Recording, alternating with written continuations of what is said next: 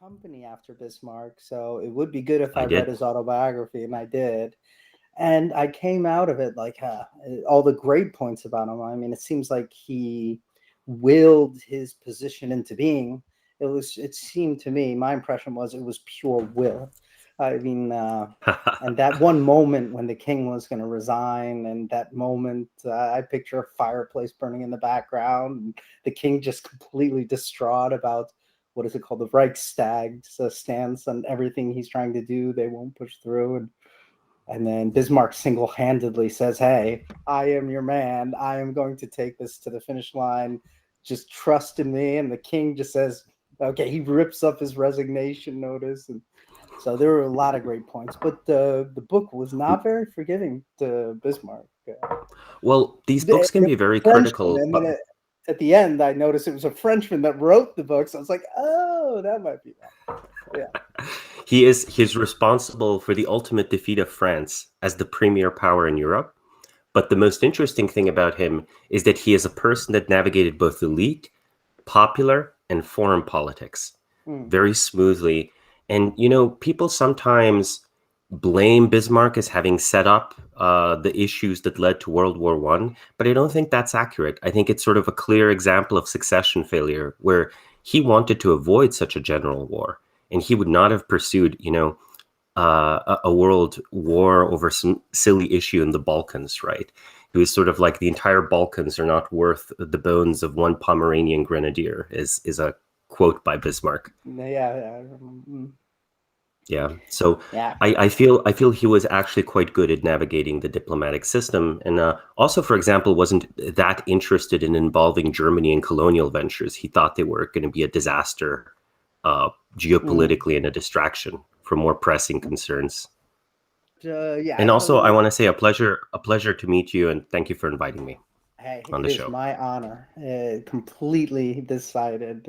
I think pragmatic question is talking about what you do. Well, I would almost consider myself more an active explorer of the world and how it is. It's not only the case that the forecasting of future events is very important. Sometimes establishing what is here and now is even more useful. So our company is described often as a political risk consultancy, which of course involves this element of forecast. For example, unfortunately, in an internal, report, we correctly predicted Ethiopia's breakdown into civil war that recently occurred.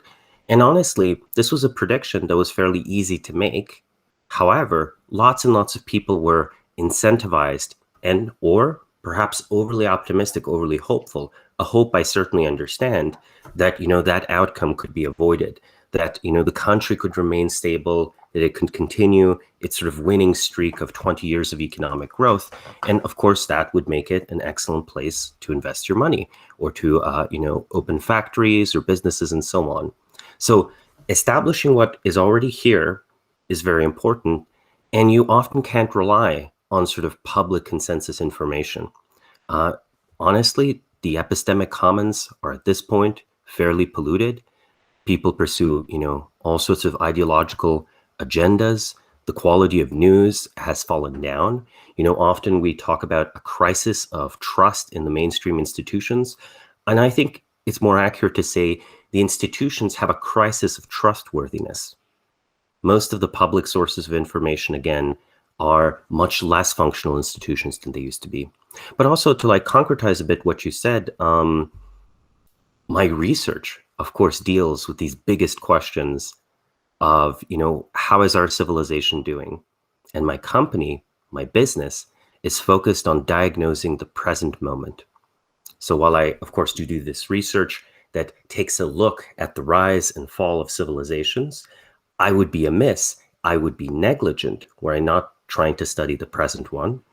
And the consultancy and my many colleagues are honestly this sort of happy team that gets to investigate organization after organization and work with some of the most interesting people in the world. Most of our clients are, Silicon Valley entrepreneurs, but we've also worked with nonprofits, with, government officials and so on. So I get to diagnose the current state of society, and I feel immensely privileged for that. Honestly, I believe that to be a very good historian, one also has to be a practitioner.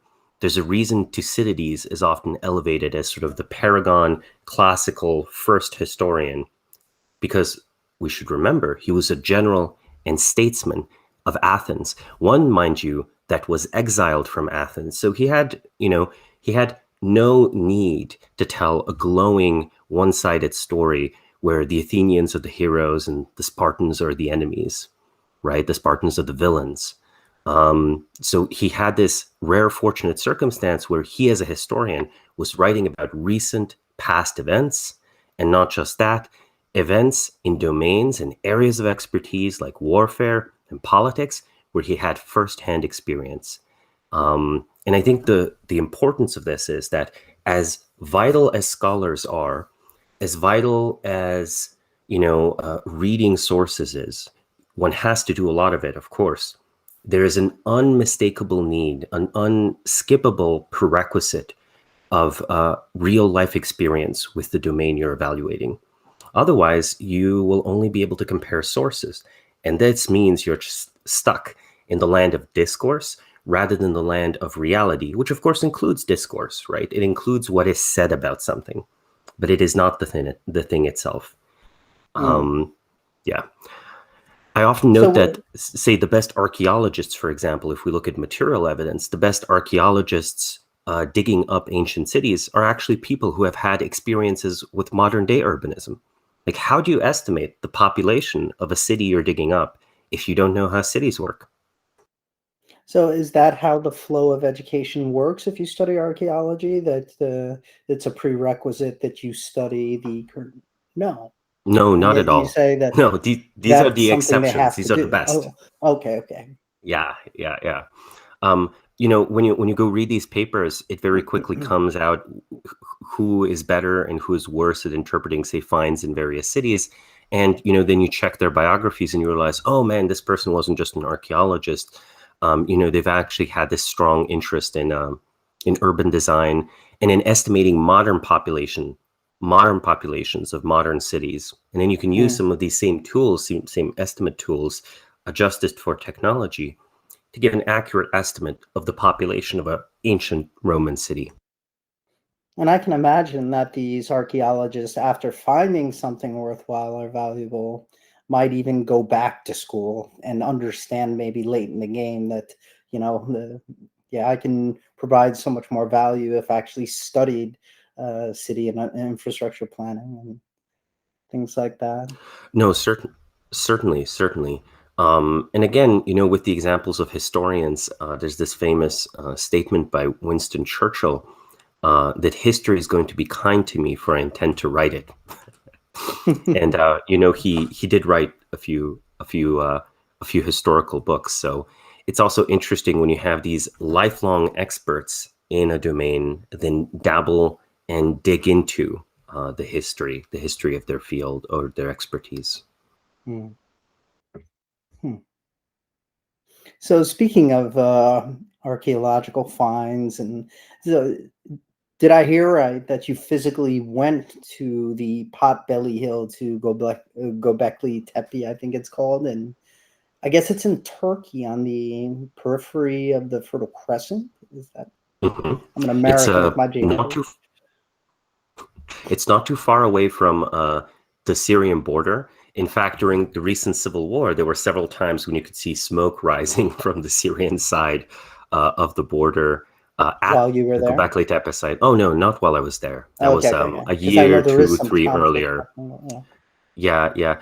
Tourism is rather sparse to the region, despite efforts by the Turkish government to promote the site. But when I was there, very much sort of neglected area, almost, no visitors.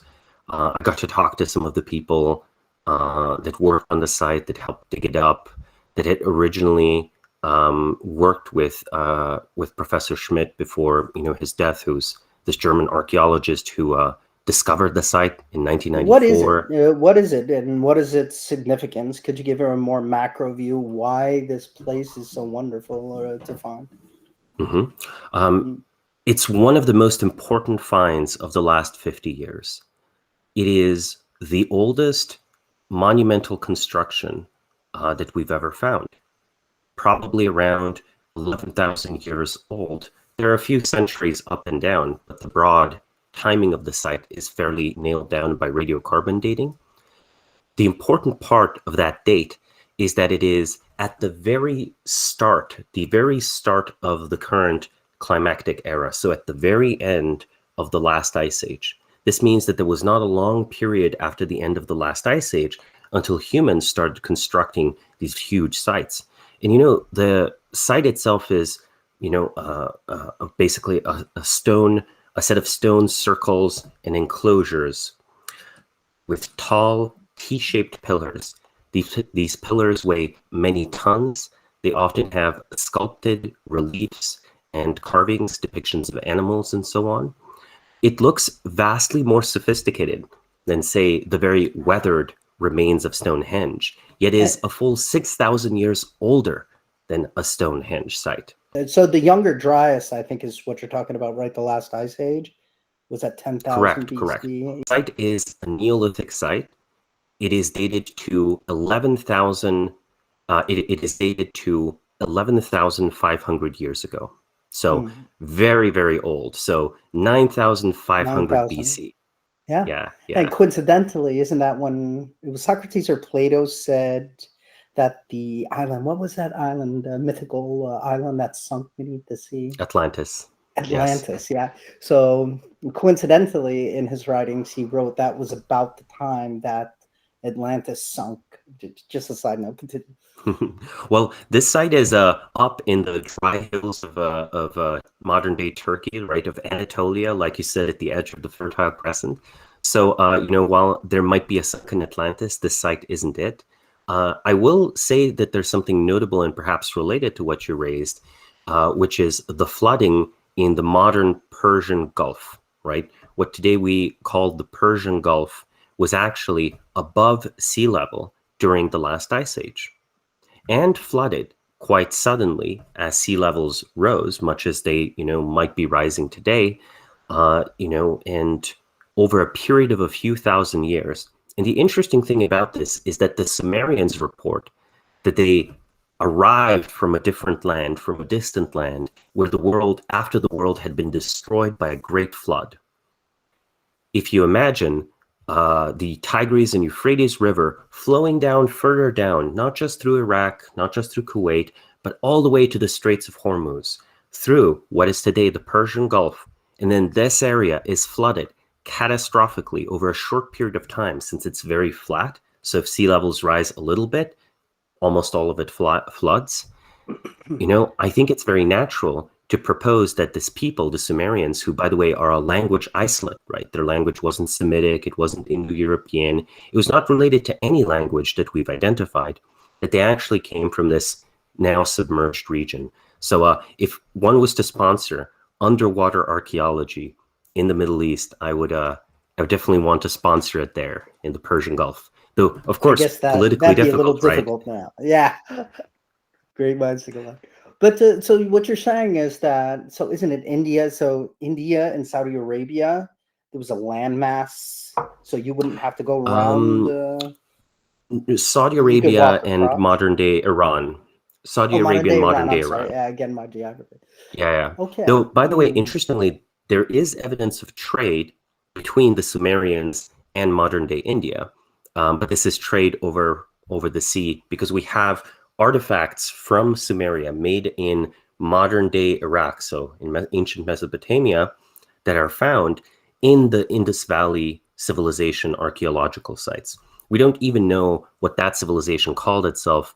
It either didn't have writing, or we haven't successfully deciphered these symbols that might, that some experts say are writing. And of course, we also found evidence of Indus Valley civilization artifacts in Sumeria itself. Now, how do we know where these artifacts are from? Well, often shipments of goods in this ancient world would be, their integrity would be guaranteed with a seal. And the seal would have a distinct written character or symbol on it. they found, matching symbols in both the Indus Valley and the seals that were clearly made in, Mesopotamia and Mesopotamia itself. So there you have it, ancient evidence of long distance trade through the Persian Gulf and the Indian Ocean. And just to this would be around re-anchor 6,000 BC, 5,000 that was BC. my question. Just to re-anchor what year this was. So about 6,000 BC this was happening. So the Sumerian civilization, could you give us a date for that, when the Sumerian, there were city-states in the Fertile Crescent? The prehistory of sort of the Sumerian region and the Neolithic region, already 6,000, 5,000 BC, there's developments there. But say 4,000 BC to 1,700 BC is this period that we think of as Sumerian civilization, where they develop these great city-states, right? These city-states are usually focused on a temple complex around, a ziggurat. Religious and political authority seem tightly intertwined. Each city usually had a specific god that was focused or particularly favorable to that city. And, the Sumerians were so deeply influential that the Babylonians took up a lot of Sumerian culture, including at first preserving Sumerian, which had become a dead language, as a religious language. So the analogy to medieval Europe and the use of ecclesiastical Latin, or the use of Sanskrit in India, makes itself. Yeah, I don't know if you've ever heard of a writer called Graham Hancock, but he's a hobby historian. And I think he's spent at least half of his life talking about how there were advanced civilizations far back beyond what the typical anthropologist, anthropology, I guess, is the study of so the typical anthropologist would date his, agriculture seems to be the key, right? So I guess Göbekli Tepe, getting back to the site that you physically visited, right? You went there?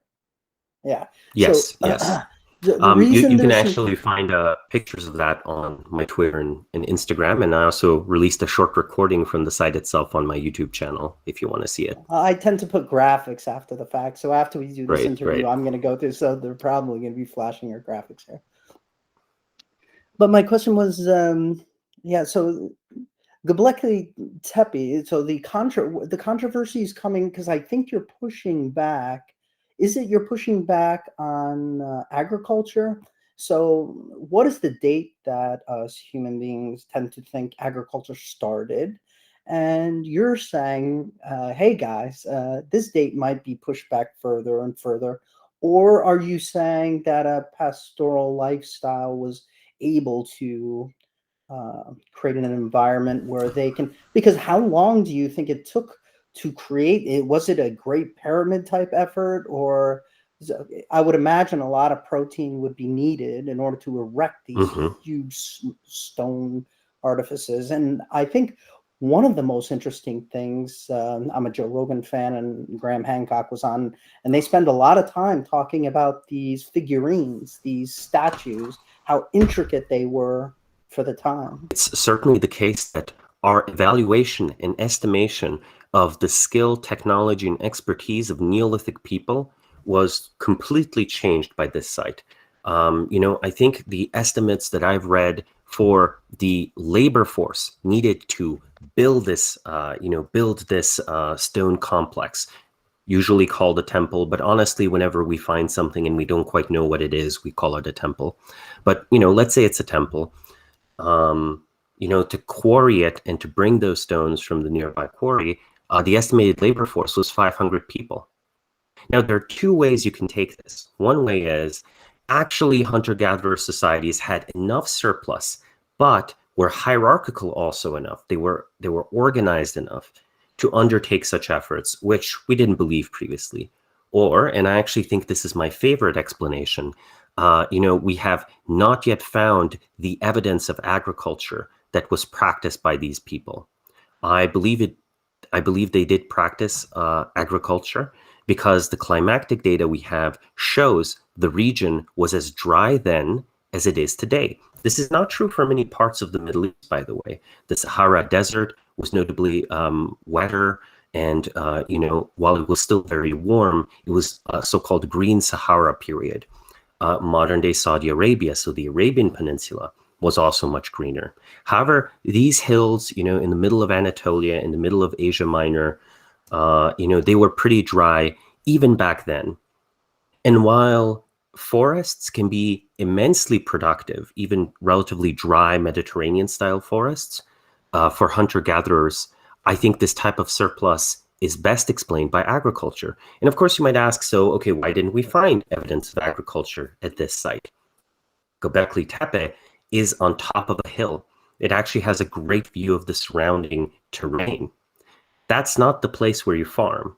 It might be the place where you build your temple or where you build a fort, but it's not where you farm. And also, something very interesting, the site was intentionally buried about 500 years after it was built. It was filled in with rubble and remnants, and that's probably one of the reasons why it was preserved. This, of course, leaves the mystery of why it was buried so carefully. And, one of the proposals I've heard is that the area might have been abandoned in face of enemies, and the site was buried to be later uncovered again when, the original people returned, which seems to have never happened. But had it remained above ground, had it remained, open to the elements, I think, honestly, people would have quarried the site. It is the unfortunate fate of many ancient buildings that, their stones are continuously reused. When we go to modern day Rome, you'll see many beautiful buildings from the Renaissance. You could think of that as the Rome of the popes.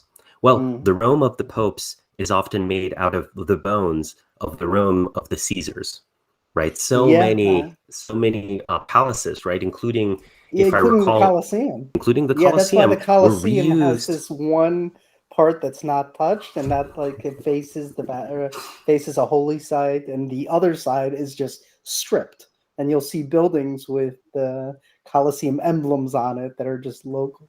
Continue, sorry. Of course, that are just if you visited Rome, you've seen this.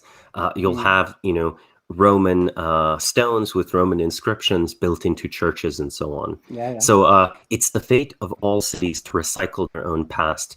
On my way to Göbekli Tepe was also one of my first extended visits in the city of Istanbul, that of course used to be known as Constantinople. That city also has that very layered history where you go see, the Hagia Sophia, this great church built by Justinian, and you realize that the columns and marble stones were stripped from pagan Greek temples from all around the Mediterranean. And of course, it was then converted into a mosque by the sultans all over again. So it's two layers of recycling, not just one, right? Two layers of reappropriation of building material for a new political and religious order, not just one. But to answer, your question on agriculture, what we usually assume about agriculture is that agriculture arose after the end of the last ice age. So again, about 12,000 years ago, the last ice age ends. 10,000 years ago, so 8,000 BC, is the usual starting date of agriculture. I think this new site, it's not economical, it's not logistically feasible to have built it without agriculture. So I think it moves agriculture back by 1,500 years, so 1,500 years earlier. We can infer it. The metaphor I use for this is, when we find the skeletons of beavers, right? We assume these beavers built dams. The beavers' dams are part of the beaver's extended phenotype. When we find human skeletons, we tend to not assume any technology at all. Yet, when you look at the human being, it's clear that we have some logistical, economical, technological requirements. So I think one of the things that has happened systemically through our evaluation of Stone Age finds is that, we find 3 people in a cave with some tools. That's all we assume. We don't assume those 3 people might have been part of a society of thousands of people, or that a small particular tribe might be part of a trade network that spans, a continent, even though, we have other pieces of evidence of long-distance Stone Age trade, which implies long-distance political organization, linguistic spread, cultural spread, possibly even warfare, possibly raids. But we never make this extending leap, right? We stick narrowly to the material artifacts. And I feel we only stick narrowly to the material artifacts because of a gap. Historians, for all their strengths, usually focus on written history. Archaeologists, for all their strengths, are mostly focused on correctly interpreting particular finds. This leaves a gap between the material finds and the advent of written history, where all sorts of useful, hypothesis-driven exploration of the deep human past could be done. There's a missing class of expert that would hypothesize about ancient human history and suggest new places to dig to either confirm or disconfirm it. And of course, some archaeologists take this upon themselves, but it's extremely risky, right? Klaus Schmidt was actually one such archaeologist. He was actually questioning and revising common wisdom.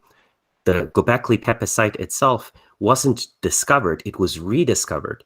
In the 1960s, the University of Istanbul, in partnership with the University of Chicago, actually dug up the site already. They started digging, and they found Neolithic tools. But when they found these remnants of these pillars, the very tops of them, the assumption was that this was a Byzantine, so a medieval cemetery that had been built over the Stone Age finds. What a classical example of seeing what you expect to see. You find Stone Age tools, you're like, oh yeah, this is from the Stone Age. You find larger stoneworks, and you're like, no, that's probably a later medieval addition that was just built into this Neolithic site. We know the ancients, they never undertook such construction, right? So Klaus Schmidt just found these records, these recorded sites, and was immediately like, there, I want to re-dig there, and started digs in the 1990s, and continue to work on the site for a good 20 years. So I do want to praise the archaeologists here by saying that their funding is very limited. They take massive career risks whenever they advocate for a new, unusual site to be dug up. And finally, these digs are very labor intensive. There's not much automation in them at all. You just have to hire 60 people to go dig with you, or maybe 100 people if it's a important enough site. I find it hard to wrap my head around someone finding, is there specific tools only used for agriculture? I know that there was a guy, Tollen man, I think it was found in Denmark, and it doesn't go anywhere as far back as the dates that you're talking about, but he was so well preserved. I think it was a bog where they found the contents of his stomach. Okay, that's a way to figure out they had agriculture, but are there specific tools that these archaeologists find that says, agriculture? I mean, you would think that we're talking about time periods of 12,000 years, plus an ice age. So if they had agriculture before the Younger Dryas period, think about the amount of not only erosion, but the amount of sand and dirt that just covers up everything. I think it is a miracle that we even find proof of anything from that far back. So how do you identify? How does an archaeologist pick up a rock and say, oh, they had agriculture, or is it something else? I'm not an archaeologist, but I will note that there are specific tools for grinding wheat that often are used as identification that flour was made. And of course, one can make flour from wild grains and even, create bread before you have any agriculture. It's just agriculture makes that a much more economical and useful activity. Of course, there are some tools that are usually associated with agriculture. But honestly, I think that it is basically a matter of luck. One thing we have to keep in mind is that we have an imperfect record of the past. In every single technological find, it doesn't matter if it's an ancient Greek steam engine, and I'm not being hyperbolic here, I mean Heron steam engine, or something like the Antikythera mechanism, or something like agriculture at 8,000 BC or 10,000 BC. These are the floor, not the ceiling of past human achievement. Whenever we find something, we revise timelines.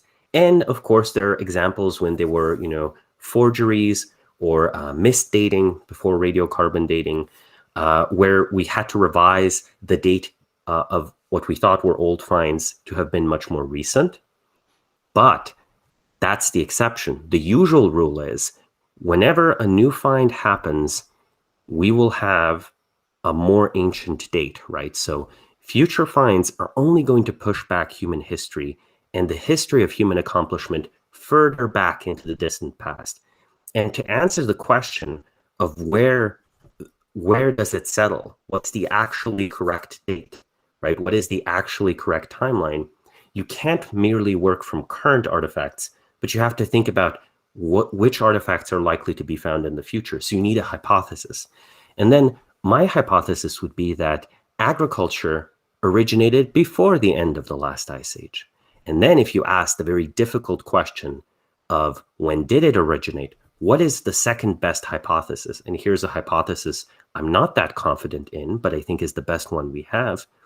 I actually think human beings have always lived in complex societies. And I actually think agriculture on a small scale was part of our toolkit for a very, very long time. Perhaps we should not think of, man, the cave dweller, but rather man, the gardener, right? Homo sapiens, the gardener, or the village dweller, right? We have evidence of fishing hundreds of thousands of years ago. Are you going to tell me that fishing villages didn't pop up? Boat building, right? We have evidence that humans settled on the island of Crete, which they could have only reached by building boats hundreds of thousands of years ago. That's even before, the origin of modern Homo sapiens. That's actually the era of Homo erectus. So if they had boats, if they're fishing, are there not fishing villages? Well, of course there are. Well, why have we not found many fishing villages? Well, sea levels rise, right? Because of the end of the ice age. And not only that, like you say, it's a miracle that anything is preserved at all. One of the reasons that our imagination of the Stone Age is of cavemen is because when things fall in caves, they tend to get preserved very well, right? So we, of course, have the art that they make in underground, deep in the caves of France, that gets preserved. But any art Stone Age man made on the surface is long gone. So my hypothesis then would be that humans have in some form or another been practicing agriculture and farming small scale for the last 80 to 80,000 years or so. And that's a pretty radical hypothesis. Oh, yes. And that's a pretty radical hypothesis, but I'm willing to make the bet, and I've offered this bet. So, if anyone's watching this, a qualified challenger, that within the next 20 years, we will find at least one permanent settlement that is 20,000 years old. Why 20,000? Because that puts it squarely outside of the paradigm of humans started developing complex society after the end of the last ice age. And once that dam is broken, I predict in future decades we'll find a different stopping point. It's not going to be an ice age. I think it'll just be the evolution of mankind. I think we'll just find 70, 80,000 years ago, at the dawn of what we call behavioral modernity in Homo sapiens, there was farming and there were permanent settlements.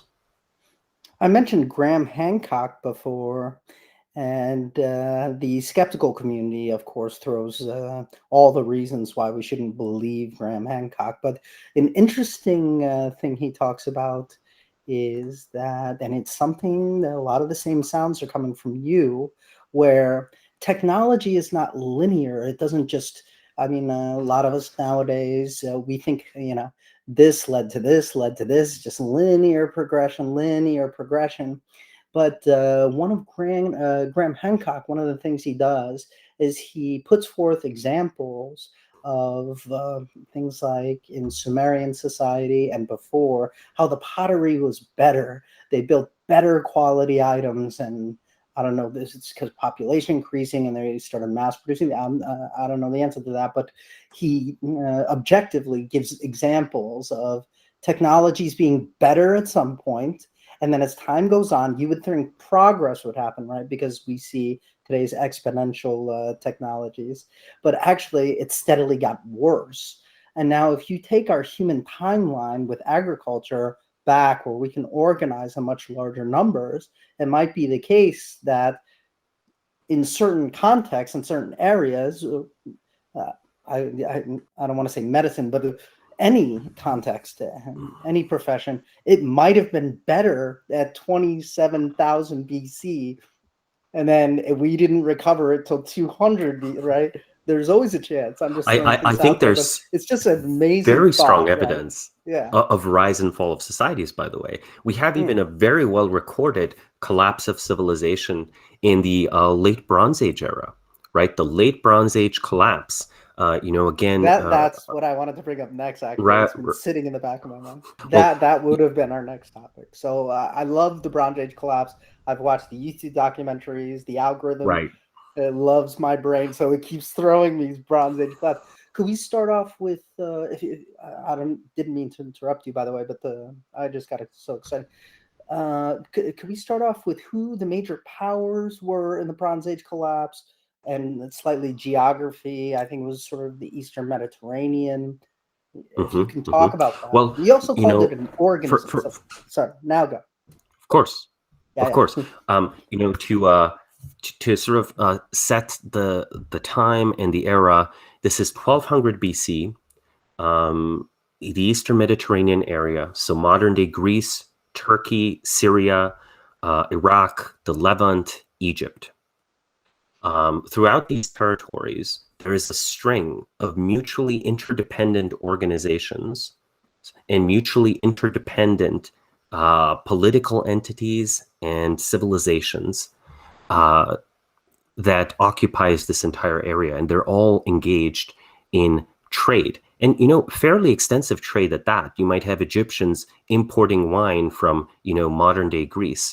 And, of course, the backbone of this trade is copper and tin, because it is a technological necessity for the society of the time, which is Bronze Age societies, to depend on the production of bronze. Bronze is an alloy. For various geological reasons, tin and copper tend to not be found in the same deposits. So you have to go pretty far away. And in fact, we aren't quite sure where these civilizations imported their tin from. We have a decent accounting of the copper, but there have been several hypotheses where they got the tin. One hypothesis is that they were brought in from mines in modern-day Afghanistan. A different hypothesis is that trade was being carried out with Europe, and that the tin was coming from the small sites in Italy, or possibly, and more distantly, from the much more abundant sites in ancient Britain. So we don't know where the origin of the tin is, but it must have been in one of these two regions, both of which are remarkable.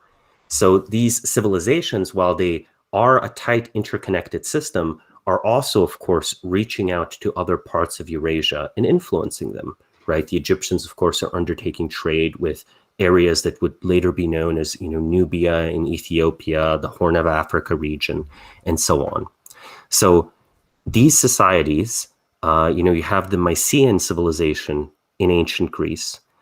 After the Bronze Age collapse, the end of civilization there is so total that there is a 400-year dark age where writing is just lost. So the Mycenaeans have writing, as do the Minoans that slightly precede the Mycenaeans, that, a civilization that existed on the island of Crete and had already gone into, decline by that period. The Hittites completely collapse. The Assyrians sort of survive and are actually one of the few civilizations that survive. And one of the reasons is the Assyrians switched to the use of iron for their military needs around this time period. And that later becomes sort of the basis of their civilization. The Egyptians barely survive, but they cease monumental construction for 100 years and have a notable decrease in population. Many cities are abandoned, and many sites, many religious sites are also abandoned and reclaimed by the sands. The Egyptians talk of these, terrible wars with the Sea Peoples. The Sea Peoples, mind you, are not yet identified. And there are other accounts from, Hittite sources of mysterious attackers, destroying these areas. But the fun part is we don't actually know why the Bronze Age collapse happened. We don't know why there was sort of a ring of destruction everywhere from Mycenaean cities, so the modern day Peloponnesian, down to Mount Sinai in modern day Egypt. There's a layer of destruction in the archaeological records for each of these cities where they are abandoned, where they burn down. There are some regions, funny that you should mention pottery in the Sumerian context, many thousands of years earlier, where the pottery gets worse. Well, in this case, there are some regions of the Middle East that cease producing pottery at all. Pottery has been so ubiquitous for human beings in the last 20,000 years that often when archaeologists don't find pottery in a region, the assumption is there are no people there. So one possibility is some parts of the Middle East might have been so depopulated that they were virtually abandoned, reclaimed by the wilderness. And we certainly know it was the end of urban life for the majority of these civilizations. Now, like I said, we have accounts of raids by the mysterious sea people. There's evidence of a string of really devastating earthquakes. There's evidence of droughts. There are too many factors, and a volcano, and a volcanic eruption. I don't know if you know about that theory, the Iceland volcano eruption theory, that it caused so much drought that the sea peoples, you're right, they're unidentified. There are some theories that say it was sort of Sicilian, that area, maybe even Slovenian. You never, right? So it depends. Who knows? Who knows? But the Egyptians did carve drawings, and they did use the sea peoples as mercenaries in the past. But what drove?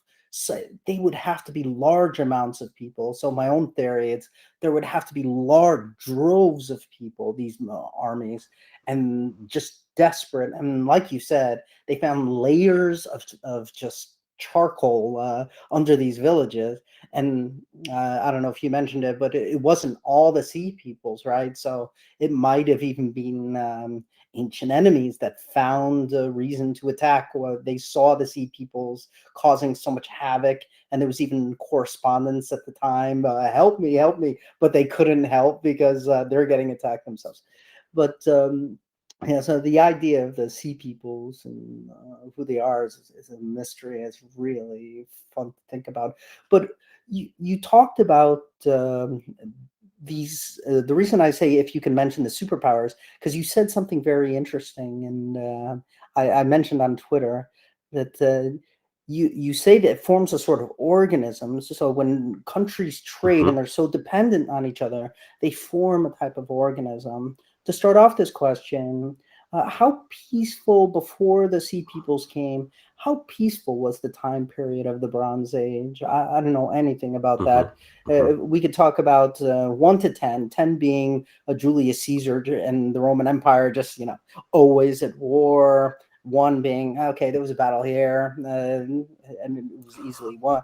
So 1 to 10, what was the peacetime like? One of the first attested peace treaties we have is from this time period, right? The battle of Kadesh between the Hittites and the Egyptians. However, the present, a recorded peace treaty, of course, implies war, paradoxically. So I actually think that these, no, obviously there's no need for a peace treaty if there's peace, right? I see. So I would give it a 6. I would give it a 5 or a 6. Okay. What you should imagine is that there's this string of societies where the elites are in regular correspondence. We know these correspondences were quite sophisticated because of the so-called Amarna letters, which were discovered in Amarna, Egypt, which were copies of diplomatic correspondences between the pharaoh and various rulers in the Middle East, such as, the Hittites or the city-states of the Levant, or even the Assyrians and so on.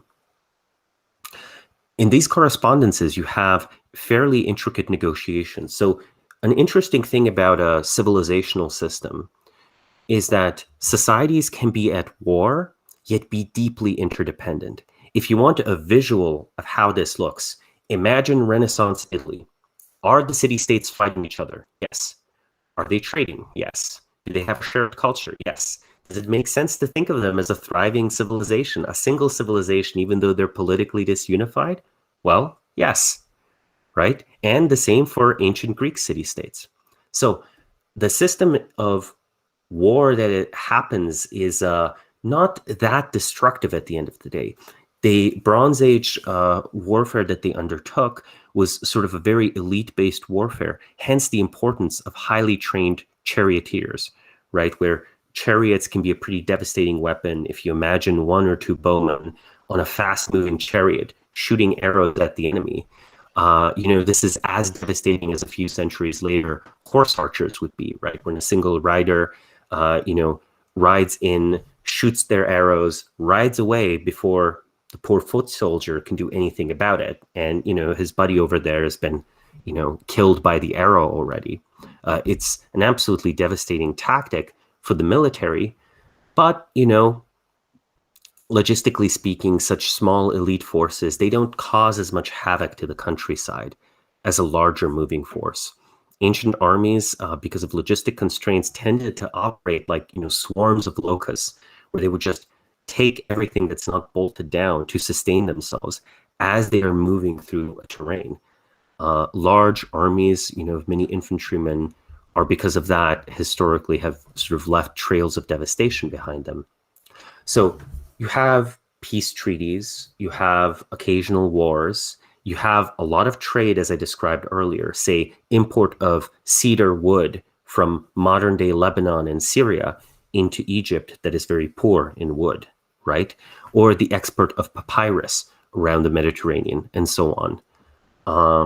And the most fundamental interdependency was the need to maintain peaceful trade networks, or trade networks even in times of war, to deliver the necessary copper and tin, which you needed to make all of your weapons, which you needed to make all of your tools, or at least the high quality tools.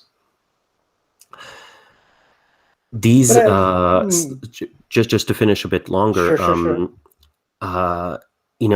The elites of these societies were fairly intermingled, even though they were different societies, right? They worship different gods and so on. They would often have marriage-based diplomacy.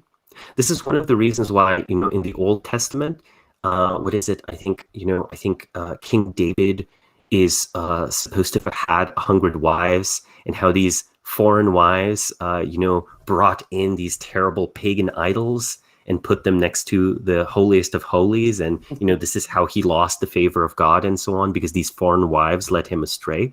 Well, maybe King David, if you're ruling this like small, tiny kingdom, maybe you need 100 wives, right? Maybe you need, the Pharaoh's daughter and the Hittite king's daughter and the Mysian king's daughter and so on You and so call it on. a social technology. I like how you do It that. is a It's really social like technology. okay. Right, because you send your son or daughter to a foreign court. They are both sort of your spy and your eyes into what's happening there. But they are also a hostage of your enemy. If you two go to war again, what happens to your daughter? She is perhaps a very favored wife of the ruler of the Hittites, but if, your brother, the Hittite king, goes to war with you, right? They would, after these marriages, they would address each other as brothers, right? And so on. Your kin might not be as safe. And it was considered proper diplomatically, and it was considered a form of mistreatment too, after your daughter or son has been married away, if they are forbidden from worshiping your gods. Like, that's considered a form of a form of mistreatment and a diplomatic incident. So I wonder whether the biblical account of these prophets being upset that, these foreign princesses are coming in and worshiping their own idols, whether this isn't a garbled account of a sort of friction between the necessities of diplomacy and the demands of a very particular, very jealous religion. I see. But you rated a 5 or 6. That number was higher than I thought it was going to be, based on the fact that you spend some calories talking about how this is an organism, how trade makes it all of these separate countries form into a type of an organism, and an organism can't survive if it attacks itself. And you even say that these countries that are part of this organism actually continued trade while being at war. I find that hard to believe in every circumstance, right? You don't want to empower your enemy, right? Well, you should And consider one of that. them would be the weak part of the trade. That's how. Well, note that state power is very limited. Even in medieval Europe, trade would often not cease between cities just because the feudal lords of the city were at war, because the feudal lords didn't have the ability to control borders and the ability to control trade, right? The system and the society was vastly more decentralized. State power is vastly weaker. Also, these are wars of limited aims, right? These are wars for particular objectives. One way to think about this is that warfare over a period of time can become highly ritualized, right? Norms can happen around war. The idea, you don't execute your prisoners of war. You might ransom out commanders or noblemen. You might make exceptions and, not try to do something like, blockade their ports because that's an escalation. And one of the reasons why I rated it a 5 or a 6, it became more peaceful towards the end of the period, was that possibly you should think of the rivalry between the Hittites and Egyptians as the world's first Cold War. They would back various city-states and various small kingdoms in the modern-day Levant. So in Syria, Lebanon, Israel, Palestine, Jordan, they would prop up various small states in their little squabbles or wars to try to have your client rather than the other side's client come to dominate the region. And there was a sort of interminable set of conflicts between the Hittites and the Egyptians over this area. And they came together in a peace eventually because they realized that this would exhaust them too much, this continuous war. So it sort of did not end in a defeat of one side like, our own modern Cold War did. It sort of ended in a agreement that was reached over time.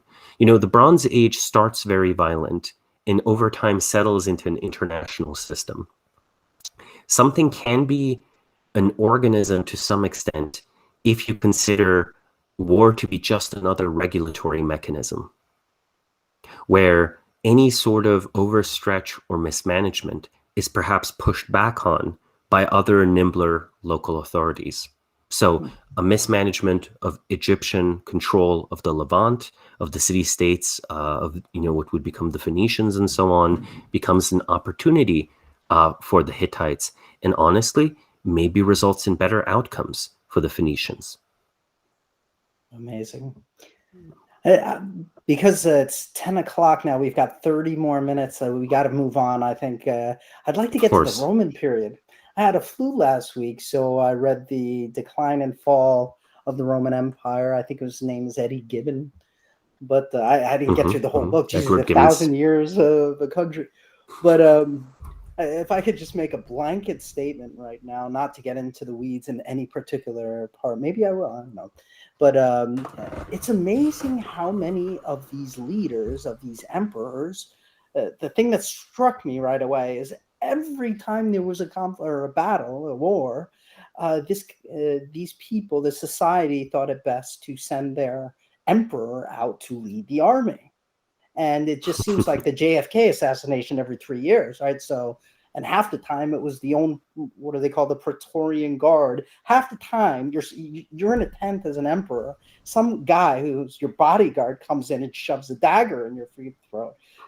It's just amazing how so many of these leaders just died of poison, died of their own bodyguards killing them, or the enemy captures them and kills them.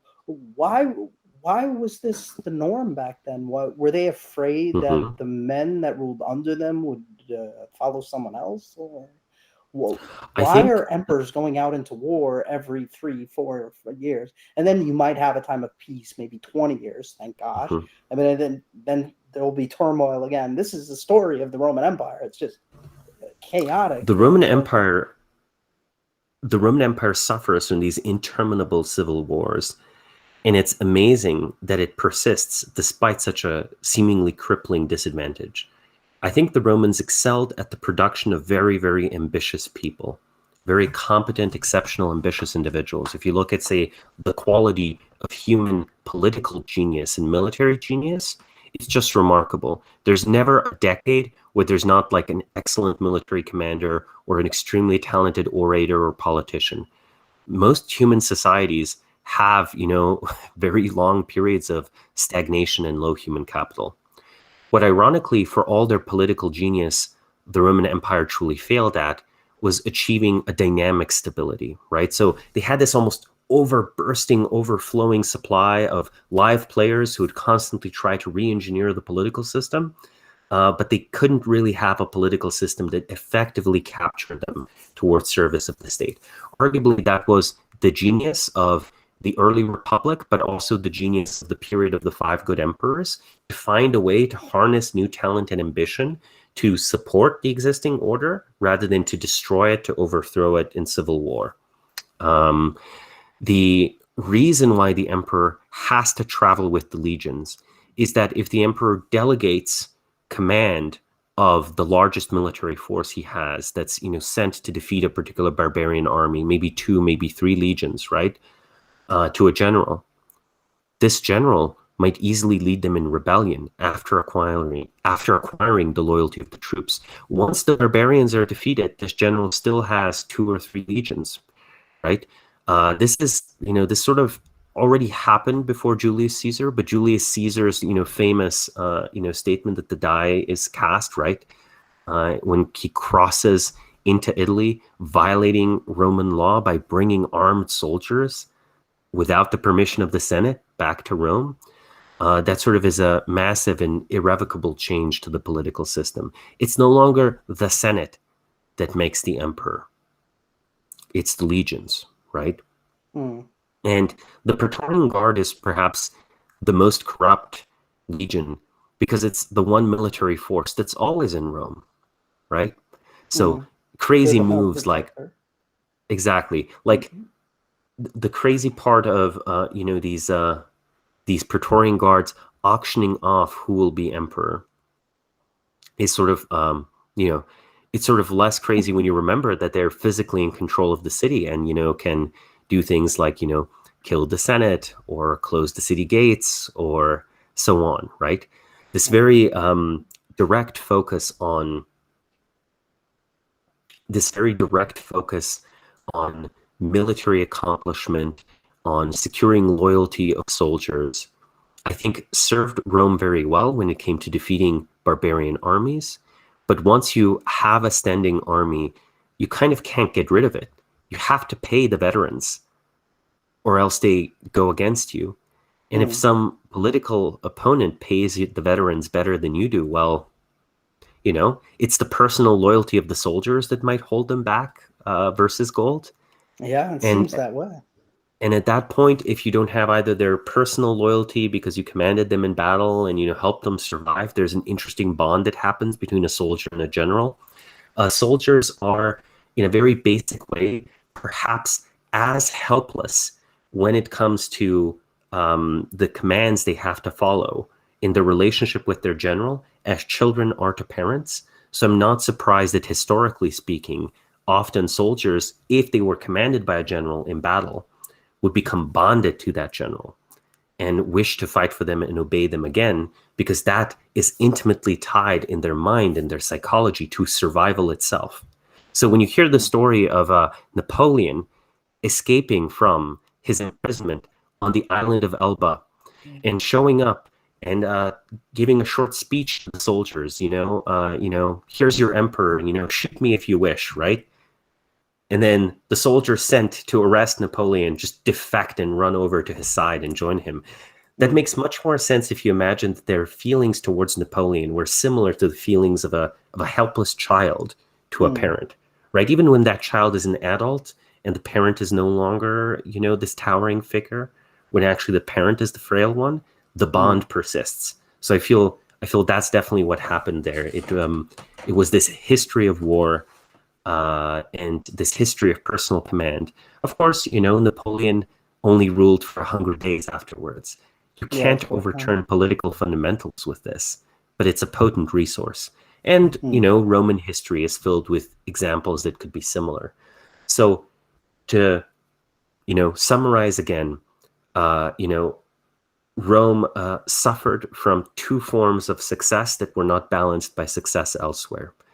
It was too successful at producing very ambitious people whether or not these people were aligned with each other or with the Roman state. Very ambitious, very skilled people, number one.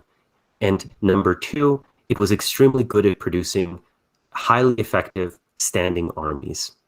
But, once you mount a tiger, you dare not dismount it. You have to keep on riding it. And, the Roman Empire, the only way to really get rid of your legions is to have them conquer more land.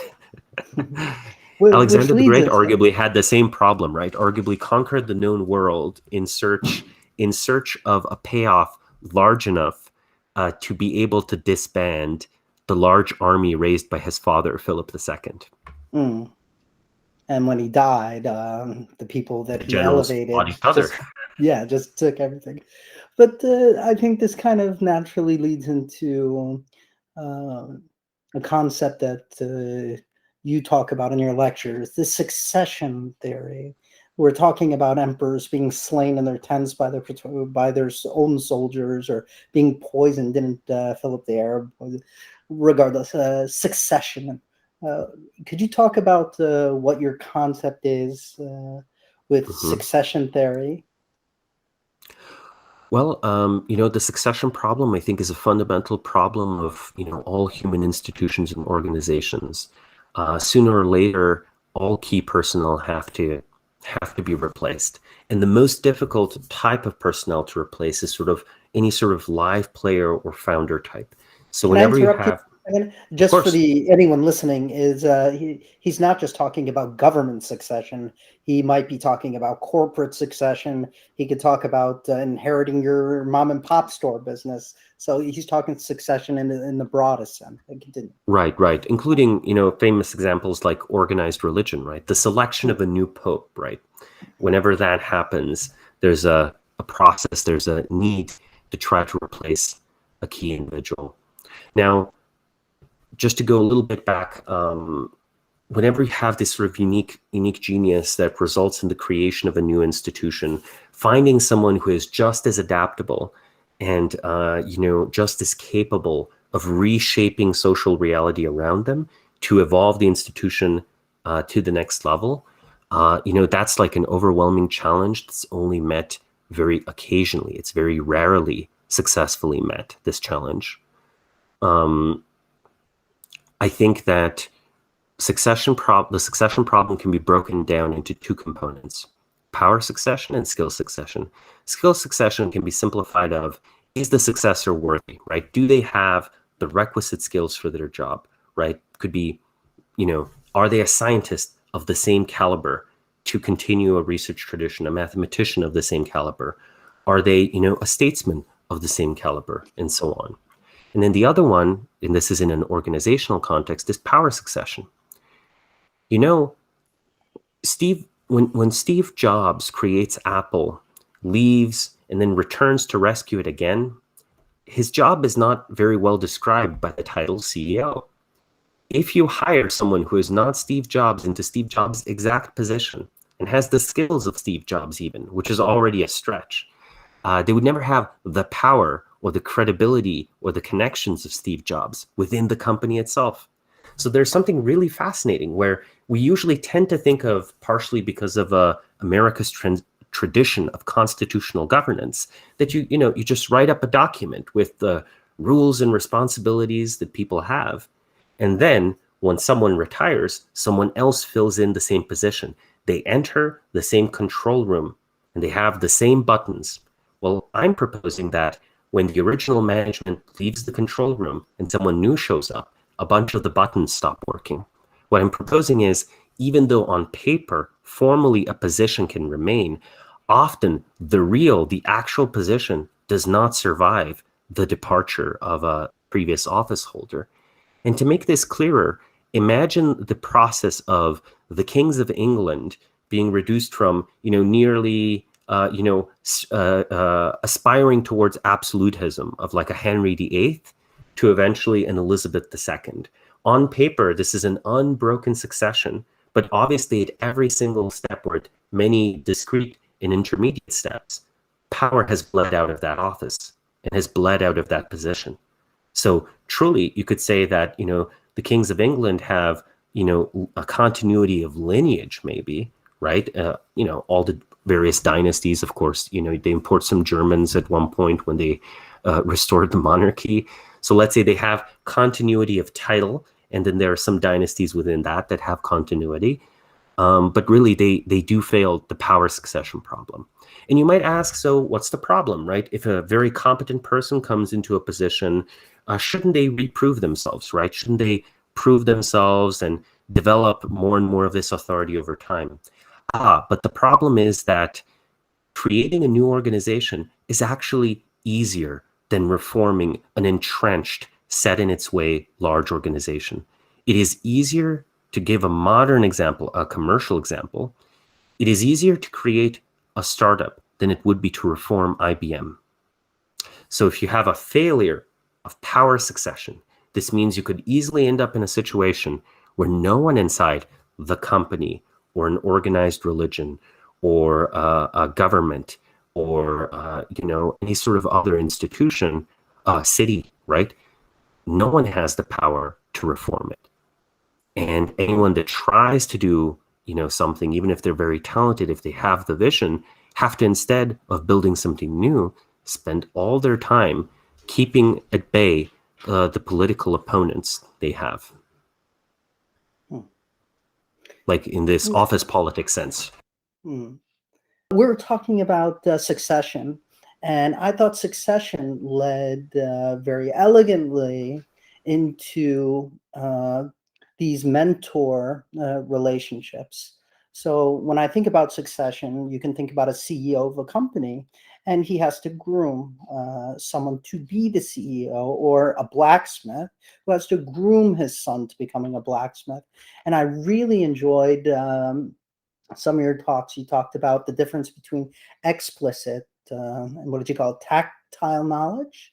Could you talk about the difference between the two? And you linked it to YouTube. So you talked about how YouTube gave us a tool to not only talk about explicit knowledge, and explicit for the listeners, if you think of a recipe, if you're a hobby cook, you're reading the recipe, but you never quite get it right. And then a YouTube video is not only giving you explicit knowledge, but the tactile, how they move their hands and things. Could you talk a little bit about that? Of course. That was a fun essay to write. It's called The YouTube Revolution and Knowledge Transfer. And the reason why I wanted to credit YouTube is because I feel that there's always this little bit of a disreputable aspect that material that is considered entertainment has, right? Where there are many people who might attribute inspiration to, say, works of nonfiction rather than works of fiction, right? Even if it's the works of fiction that really inspired them. At one point, I think Paul Krugman said that what really inspired him to be an economist was Isaac Asimov's Foundation series. So I'm not going to say he's successful. I think macroeconomics is not psychohistory. But the fact that a work of fiction inspires people who are, top achieving in their field, I think is very important. And I feel YouTube suffers a similar bit of disrepute. So I enjoyed writing a contrarian essay that pointed out that YouTube does something uniquely well. And of course, not just YouTube, but any video sharing service. The moment came when we all had high quality enough cameras on our phones to be able to record any practical endeavor that we wish at high enough quality and upload it to a large audience without any intermediaries. There had always been things that were best captured by video, not by writing. But for most of the last 80 years or 100 years, to record something, you would sort of need a full BBC team around. With the advent of the smartphone and fast enough broadband and video sharing services, it for the first time became possible for all of us to record everything that we do. And of course, yes, professional filmmaking and camera work still plays a role, but the true proliferation of video, I think, is, it is perhaps as significant as mass literacy. So I would almost call it mass video literacy or mass recording ability. Mass recording ability, video recording, is, I think, as important for a whole area of knowledge that's hard to capture in words, as mass literacy was for the knowledge that we can put into words. Everything from the skill of a surgeon to, as you noted, the skill of a chef or a top athlete is not best captured by video. In fact, there have been multiple people who have won Olympic silver medals and bronze medals by watching videos of top performers and practicing those motions. There's Is that a something true very story? interesting happening there. Yes, yes. I have to look up the name that I used for the gentleman. So what you're saying is that there was an Mhm. Olympic contender who didn't have a coach, that he Well, learned it they himself? had a coach only for the very final stages because they didn't really have the resources. Sort of the example I used in the essay was Julius Yego, when he was growing up as an aspiring javelin thrower in Kenya, was just unable to find a coach. And this is in a country where, you know, runners command sort of the most athletic prestige. Mentorship in javelin throwing was practically non-existent. But he was determined to succeed, and he instead just watched YouTube recordings of the Norwegian Olympic javelin thrower Andreas Thorkildsen. And you know, Diego went on to win the gold in the 2015 World Championship in Beijing and silver in the 2016 Olympics. I had to look up this example, but actually, since I wrote this essay, it happened again and again. There were two other examples of Olympic medals won. So why am I focusing on athleticism and Olympic medals? You might think, oh, you definitely need a coach to achieve the highest levels of performance in something as tightly competed as you know, an Olympic discipline. But it turned out to not be the case. It turned out that, you know, 100 books can be written about javelin throwing, but actually it was 50 or so videos of a top performer at work that were enough, and a coach was not necessary. And I think that's revolutionary because of the concept it proves, the concept it shows. I honestly think that in the near future we might end up seeing fields that we don't think of as dependent on video or personal examples, such as I would love to see a video of a Fields medalist solving a mathematical problem and talking it through live on a piece of paper. I would just love to see that. And of course, you have these MIT lectures and so on. But I suspect that having them solve a problem that they've never approached before, so instead of them giving like a prepared lecture, you sort of spring problems on them. I bet if you could had students, MIT students, or even everyday people learning at home watch these problems, I think a small number of them would pick up on the subtle body language and the subtle shifts in priority and gain something that cannot be gained from a mathematics textbook. So even something as symbolic and abstract as mathematics, I think has a clear semantic component. And if you've ever had a lecture or ability to work with someone who's a truly excellent mathematician, I'm sure you've had an intuition or an inkling of that as well, that there was something about it that couldn't be put into words. The immediate thought that comes to mind is this trend towards attending school from home, about the sharing of knowledge now that we're capable of doing it.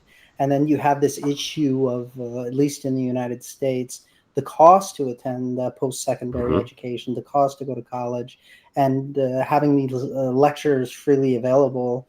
I really love those Robert Sapolsky ethology lectures of animal behavior. So we have a lot of issues in the United States now when it comes to the sort of geopolitical views. Yeah, let's talk about that. So you talked about in the Bronze Age collapse, you talked about how these different nations form a type of living organism. And we sort of have, I couldn't help when I was hearing you say that for the first time, I couldn't help but think about this multipolar Mexican standoff we have with Russia, China, and the United States. We are trade partners, but something that surprised me is you said that there were trade partners in the Bronze Age, during the Bronze Age, and yet there was still wars. But do you think China would actually ever invade Taiwan? Do you think Russia would ever? Well, let's say Russia's a little different animal there. That they probably, well, they might invade the Ukraine, but yeah, I couldn't help but think that we are forming a living organism nowadays with the amount of trade that we do with the rest of the world. So I think the analogy exists.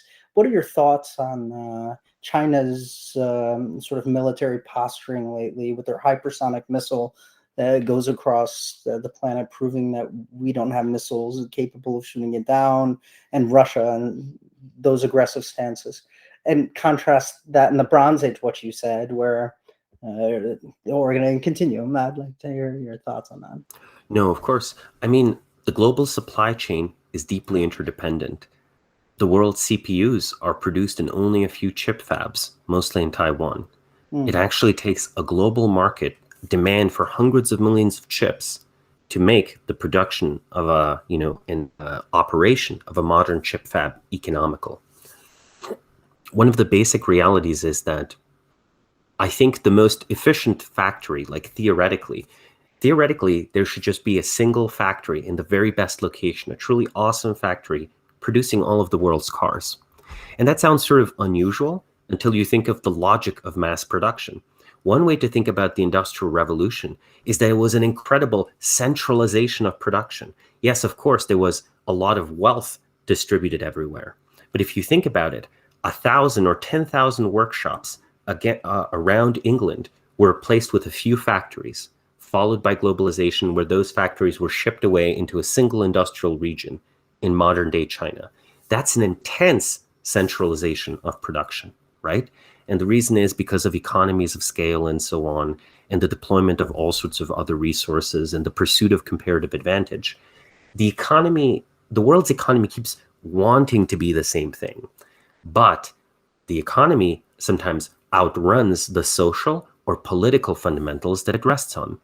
Our system of international trade rests on a sort of international order and the absence of sort of these total wars that could erupt otherwise between various parts of the world. If the US and China go to war with each other or stop trading with each other, the US might reindustrialize to a certain degree.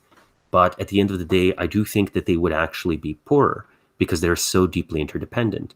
For better or worse, China does still benefit from American invasion, and the United States does benefit from some amount of trade with the Western world.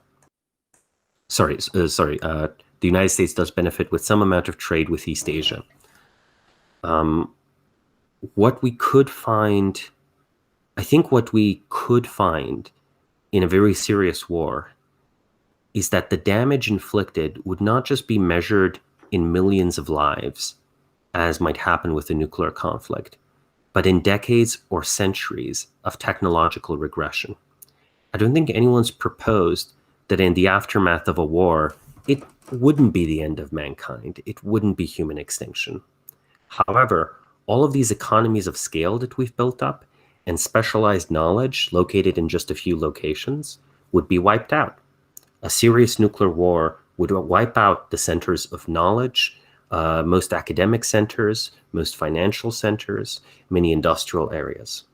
One could rebuild, but while you are rebuilding, all the necessities of the industrial stack would become more expensive. We might find ourselves for a century or 50 years or 60 years with CPUs no better than those available in the 1980s, because the only chip fabs we can hammer together are ones at the level of the 1980s, and our supply of these old pre-war chips would slowly be depleted over time. We might find the price of energy skyrockets, or the rare earth metals needed for modern electronics, or say the very specialized equipment necessary to produce modern batteries is gone. And we might find that we are once again reliant on petroleum rather than these fledgling alternatives, just at the time when we have already exhausted the fossil fuels that enabled the first industrial revolution. So I really wonder whether we get a do-over, right? We talked about the late Bronze Age collapse and their dependency on tin and copper. So when the trade routes supplying a region with tin and copper broke down, the use of bronze fell out, right? Bronze was no longer used people had to regress to stone tools. The Assyrians were the exception because they managed to, develop iron weapons and so on. But we might face a similar regression if modern global interdependent civilization were to go and, undertake a truly catastrophic war. And, none of this is said to trivialize the real tensions that exist between the United States and China, and also Russia to a lesser extent, though I think Russia is still, despite everything, a declining power. So even though I think Putin is a quite strong statesman, Russia's hand, right, its fundamentals are not that good. It's not the Soviet Union, no matter how much it might want to be, right? It's not a superpower. It's Although a strong you do regional call him a power. live player.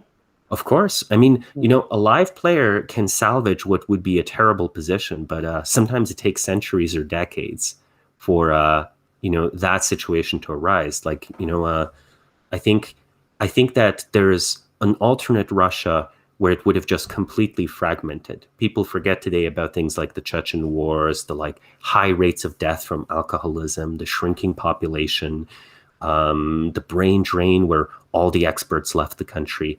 Basically, Russia's hand could have been far worse had they been led by sort of dead players. But not to get too lost off of the thread I was pointing towards, the United States and China will, as a practical reality, need to come to some kind of accommodation with each other. And the question is, are they both functional enough systems to realize this? Where in China, what I worry about is that the best way to be promoted is to be sort of a nationalist. So the best career move for you, working as a Chinese diplomat or a Chinese general, is to advocate tougher measures, whether or not these measures are good for China as a whole. China, if you think about it, has remarkably benefited from being perceived as, harmless or less dangerous or less advanced than it was. For the last 20 or 30 years, the Western world barely did anything about the rise of China. It wasn't seen as a huge threat, partially because it was sort of very quiet, right? It didn't make waves internationally. That's only started to happen in the last 4 or 5 years. And that's a policy that might backfire for China. In a weird way, perhaps they are in a similar trap to that of Imperial Germany on the eve of World War I. A country recently lifted into industrialization, where the best career move is to sort of advocate for the national interest in a very narrow-handed way, blundering into a war with an incumbent superpower, right? In the case of Germany, that was the British Empire.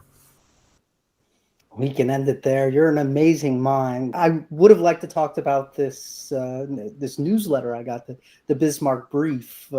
Thank you very much. And thank you very much for having me on the show. The Bismarck Brief is a new product that we've launched. Over the years, we've conducted dozens, actually hundreds of case studies of key organizations, live players, reviews of industries for private clients, thereby offering them, a competitive advantage. But not everything needs to be confidential. And in fact, I noticed over and over again, people ask me, Samo, can you or your team just tell me what the most important things that are happening in the world are?